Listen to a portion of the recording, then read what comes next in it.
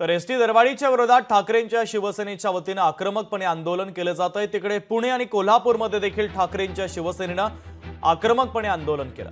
पुण्यातील Swargate bus depot येथे आंदोलन करण्यात आलं, तर तिकडे कोल्हापूरच्या मध्यवर्ती बस स्थानकाच्या परिसरात ठाकरेंच्या शिवसेनेने आंदोलन केलेलं आहे। दरम्यान या आंदोलकांसोबत संवाद साधला आमचे प्रतिनिधी चंद्रशेखर भांगे यांनी। पाहूयात।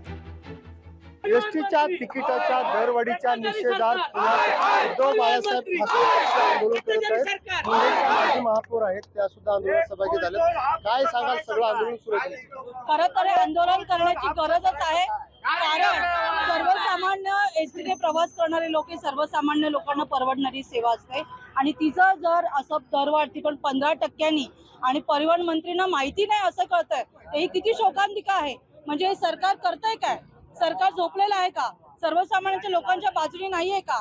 त्यांच्या बाजूने असतं तर ही दरवाढ नक्कीच झाली नसती।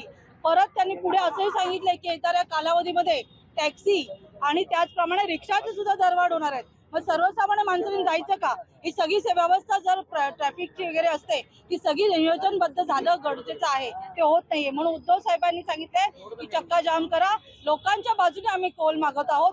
लोकांना निर्णय पसंत नाहीये, लवकरात लवकर याच्यावरती निर्णय घेऊन दरवाढ ही रद्द झाली पाहिजे। लाल परीची तुम्ही ससे उलपट करून टाकलीये, ती भंगारमध्ये जमा व्हायची वेळ आलेली आहे। सरकार काय करते, ह्याला सरकारने अनुदान द्यायला पाहिजे। फक्त लाडक्या बहिणीसाठी पैसे देतात, ते परत काढून घेता। त्या पैशाची वसुली होण्याकरता नागरिकांच्याच खिशातले परत पैसे काढता। ही कसल्या योजना तुमच्या फाटक्या तुटक्या? चक्का जाम आंदोलन केलेलं आहे। इथून पुढे आम्ही रस्त्यावर उतरू आणि रस्त्यावरच्या गाड्या आडू।